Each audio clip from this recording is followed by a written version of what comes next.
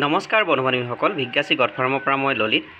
বন্ধুসকল, বাৰিষাৰ সময়ছোৱাত ছাগলীবোৰ বিভিন্ন বেমাৰত আক্ৰমণ হোৱা দেখা যায় আৰু বিশেষকৈ FMD বেমাৰটোৱে অৰ্থাৎ মুখত ঘাঁ, ভৰিত ঘাঁ হোৱা বেমাৰটোৱে বেছিকৈ দেখা দিয়ে।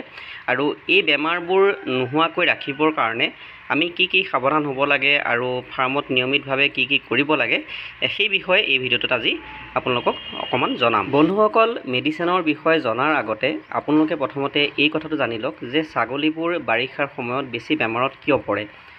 এতিয়া চাওক বন্ধুসকল, যেতিয়া আমি বাৰিষাৰ সময়ত ছাগলীবোৰ বাহিৰত এৰাল দিওঁ বা আমি চৰাবলৈ লৈ যাওঁ, তেতিয়া ছাগলীবোৰে বোকাত গছকে, অৰ্থাৎ যেতিয়া মানে বৰষুণ পৰি থাকে, বাৰিষাতো বৰষুণ পৰিয়ে থাকিব, আৰু তেতিয়া কি হয়, সেই বোকাই পানী যেতিয়া ছাগলীবোৰে গছকে তেতিয়া তাত কিছুমান মানে বৰষুণ পৰাৰ ফলত বিভিন্ন বীজাণু মাটিৰ ওপৰলৈ উঠি আহে আৰু সেই বীজাণুবোৰ সেই ছাগলীৰ ঠেঙত যিবিলাক বোকা লাগে সেই বোকাৰ লগতে ছাগলীৰ ভৰিত লাগি আহে আৰু ভৰিৰ পৰা লাহে লাহে গৈ মুখলৈ যায়, মুখৰ পৰা পেটলৈ যায় আৰু এনেকৈ বেমাৰবোৰ সৃষ্টি হয়।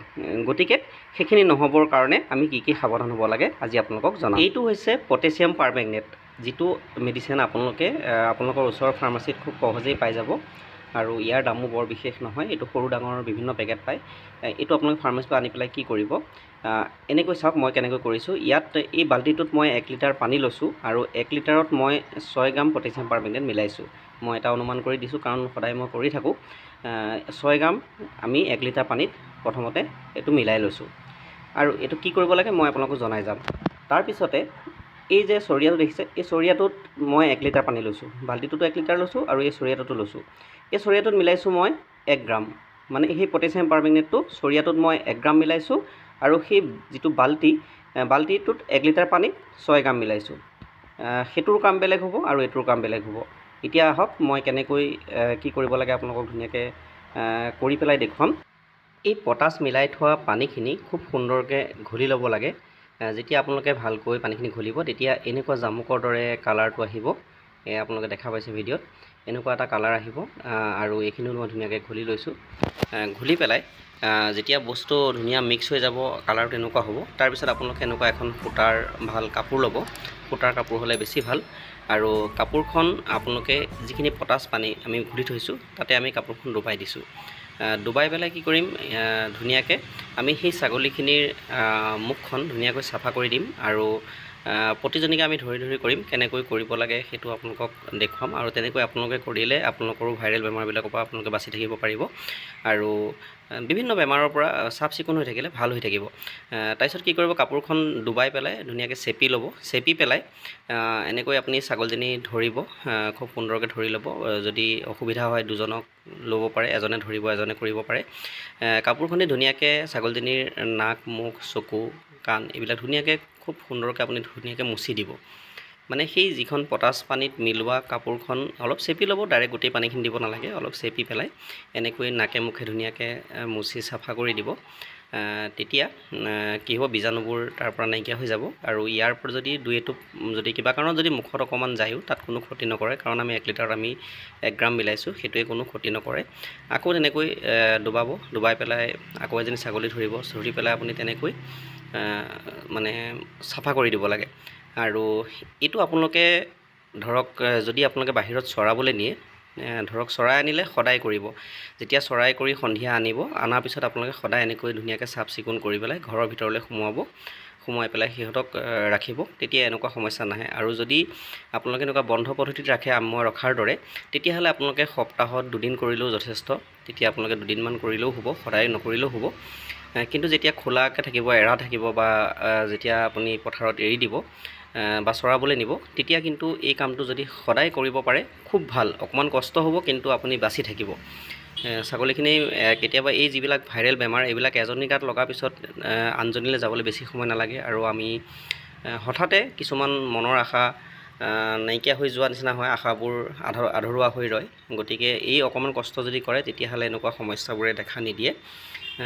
তাৰপিছত আমি কি কৰিব লাগিব, প্ৰথমতে 1 লিটাৰ যিটো 1 গ্ৰাম মিলালোঁ সেইটোৱে মই মুখখন কেনেকৈ চাফা কৰিলোঁ সেইটো আপোনালোকক ধুনীয়াকৈ দেখুৱালোঁ। তেনেকৈ আপোনালোকে কৰিব। মই বাকীখিনিও মই কৰিম, কিন্তু গোটেইখিনি আপোনালোকক এতিয়া বৰ্তমান দেখুৱালে ভিডিঅ'টো বহুত লম্বা হ'ব, গতিকে মই দুজনী কৰি দেখুৱালোঁ। ঠিক তেনেকৈ আপোনালোকৰ যিমান ছাগলী আছে সেইখিনি কৰিব। ইয়াৰ পিছত আমি কি কৰিবলৈ চাওক, যিটো আমি বাল্টিত 1 লিটাৰত আমি 6 গ্ৰাম পানী মিলাই থৈছিলোঁ, সেই পানীখিনিত আপুনি কি কৰিব লাগিব, এই ছাগলজনী আপুনি ধুনীয়াকৈ ধৰিব, ধৰি পেলাই ছাগলজনীৰ ঠেংকেইটা উঠাই পেলাই সেই পানীখিনিত মই দিয়াৰ দৰে আপোনালোকে ধুনীয়াকৈ ভৰিকেইটা সোমোৱাই দিব লাগিব, যাতে 2 আঙুলমান যাতে পানীত ডুবে। যিহেতুকে আমি খুৰাটোত যিবিলাক বীজাণু আছে সেইবিলাক আমি নাশ কৰিব লাগে, গতিকে এনেকৈ যেতিয়া আপুনি ডুবাই দিব, প্ৰথমে আগ ঠেংকেইটা দিলোঁ, তাৰপিছত পিছ ঠেংকেইটা, আপোনালোকে যেনেকৈ সুবিধা হয় তেনেকৈ মানে 4টা ভৰি আপোনালোকে ধুনীয়াকৈ ডুবাই দিব মই দিয়াৰ দৰে। তেতিয়া কি হ'ব, সেই বীজাণুবোৰ তাৰ পৰা নাইকিয়া হ'ব আৰু আপোনালোকে ধুনীয়াকৈ বাচি থাকিব পাৰিব। ঠিক তেনেকৈ মই আৰু এজনী আপোনালোকক কৰি পেলাই দেখুৱাইছোঁ। এনেকৈ আপোনালোকে অকলেই পাৰে, নোৱাৰিলে আপোনালোকে দুজনৰ সহায় ল'ব, লৈ পেলাই এনেকৈ ধৰি পেলাই ধুনীয়াকৈ মানে যেতিয়া ডুবাওঁতে লক্ষ্য কৰিব যাতে 2 আঙুলমান জেগা যাতে ভৰিটো সোমাই যায়, মানে খুৰাটো পূৰা সোমাব লাগে, তাতকৈ অকণ ওপৰলৈও সোমাই গ'লে বেছি ভাল। গতিকে পানীটো তেনেকুৱা জোখ কৰি আপোনালোকে লৈ ল'ব, এনেকুৱা বাল্টিত ল'লে আপোনালোকৰ সুবিধা হ'ব। এনেকৈ ধুনীয়াকৈ এজনীজনীকৈ আপোনালোকে প্ৰতিজনী ছাগলীকে ধুনীয়াকৈ ধুই দিব। বন্ধুসকল, এতিয়া মই যেনেকৈ কৰিলোঁ তেনেকৈ যদি আপোনালোকে কৰি থাকে নিয়মিতভাৱে, ধৰক বাহিৰত চৰাবলৈ নিলে আপোনালোকে সদায় কৰিব, আৰু যদি বন্ধ কোঠাত থয় তেতিয়াহ'লে আপোনালোকে সপ্তাহত 2 দিন যদি এনেকৈ কৰি থাকে, তেতিয়া কি হ'ব, FMD হওক বা ET হওক, এনেকুৱা ধৰণৰ যিবিলাক ভাইৰেল বেমাৰ সেইবিলাকে পটককৈ ছাগলীক আক্ৰমণ কৰিব নোৱাৰে, আৰু তাৰ পৰা আপোনালোকে ছাগলীখিনি সুস্থ কৰি ৰাখিব পাৰিব। কাৰণ বন্ধুসকল, যিবোৰ আমাৰ বীজাণু, সেই বীজাণুবোৰ ছাগলীৰ সদায় প্ৰথমতে ভৰিত হয়, ভৰিৰ পৰা মুখলৈ যায়, নাকেৰে মুখেৰে সোমাই পেলাই ভিতৰলৈ যায়, আৰু গৈ পেলাই আমাৰ কিছুমান বিভিন্ন বেমাৰে দেখা দিয়ে। ET বেমাৰটো হ'লেতো ছাগলীক বচাবলৈ খুবেই টান হয়। গতিকে এনেকৈ যদি আপোনালোকে সৰু সৰু কথাবিলাকৰ প্ৰতি মন কৰে আৰু এনেকৈ কৰি যায়, তেতিয়াহ'লে তেনেকুৱা সমস্যাবোৰে কেতিয়াও আমাক দেখা নিদিয়ে। বন্ধুসকল, ভিডিঅ'টো স্কিপ কৰি নাযাব, কাৰণ আমি অকল পটাছ পানীৰে ধুলেই নহ'ব।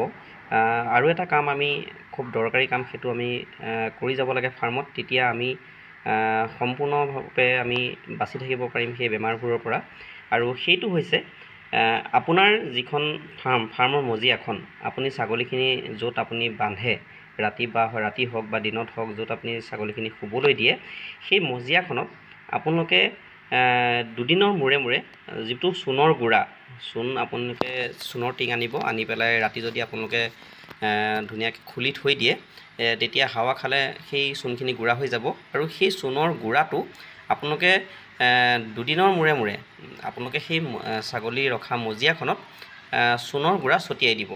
আৰু যেতিয়া এনেকৈ চূণৰ গুড়াবোৰ ছটিয়াই দিব, তেতিয়া কি হ'ব, বিভিন্ন ধৰক বীজাণুবিলাক তাত নাথাকিব, নাশ হ'ব। আৰু চিকৰা টিকৰা যদি কিবা কণী চণী পাৰে বা কেতিয়াবা মাখি হয়, আৰু বিশেষকৈ ফাৰ্মখন যে জেকি যায়, ছাগলীয়ে মুতাৰ ফলত যি ফাৰ্মখন জেকি যায়, তেতিয়া তাত কিছুমান বীজাণু হয়। আৰু সেই চূণৰ গুড়াটো যেতিয়া আপোনালোকে ফাৰ্মত 2 দিনৰ মূৰে মূৰে ছটিয়াই থাকিব, তেতিয়া কি হ'ব, সেই বীজাণুবোৰ নাশ হ'ব। দেখিছে মোৰ ফাৰ্মৰ মজিয়াখন আপোনালোকে তললৈ লক্ষ্য কৰক, চূণৰ গুড়া ছটিওৱা হৈ আছে, বগা হৈ আছে। আপোনালোকৰ এই কাঠৰ ফাকেদি নিশ্চয় দেখা পাইছে মজিয়াখন বগা বগা পৰি আছে, এইবোৰ চূণৰ গুড়া ছটিওৱাৰ কাৰণে হৈছে। সেই তেনেকৈ যদি আপুনি চূণৰ গুড়াখিনি ছটিয়াই থয়, তেতিয়া ফাৰ্মখন শুকাই থাকে আৰু বীজাণু হ'বলৈ নিদিয়ে, আৰু চিকৰা হওক বা বিভিন্ন ধৰণৰ পোক পৰুৱা তাত থাকিবলৈ নিদিয়ে, আৰু ছাগলীখিনি সম্পূৰ্ণৰূপে সুস্থ হৈ থাকে। গতিকে বন্ধুসকল, আজিৰ ভিডিঅ'টোত মই এইখিনিকে জনাইছোঁ। যদি এই কথাখিনি আপোনালোকৰ ভাল লাগিলে, তেতিয়াহ'লে ভিডিঅ'টো এটা লাইক কৰিব, তেতিয়া খুব ভাল লাগে। আৰু যিসকলে চেনেলটো নতুনকৈ চাই আছে, চেনেলটো ছাবস্ক্ৰাইব কৰি লগত থকা বেল আইকনটো দবাই থ'ব, এনেধৰণৰ ভিডিঅ'বোৰ পাই থাকিবৰ কাৰণে। আৰু আজিলৈ ইমানেই, পুনৰ লগ পাম এটা নতুন বিষয়ৰ সৈতে। জয় আই অসম, নমস্কাৰ।